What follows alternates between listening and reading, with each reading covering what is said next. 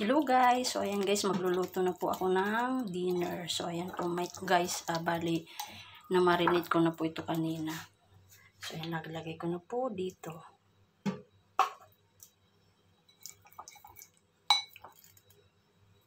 So ayan, sarap po nito guys. Kasi minarinate ko po ito kanina pang 3 o'clock. So, ayan na guys, nalagay ko na. Tapos, ilalagay ko na po dito.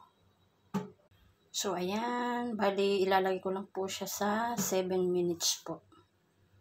Bali, lulutuin ko na po.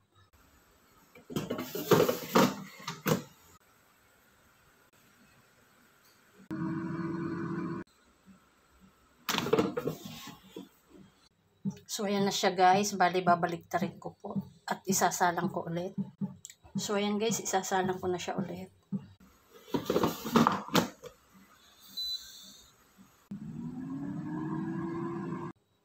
So, ayan guys, luto na po. Ready to eat na po.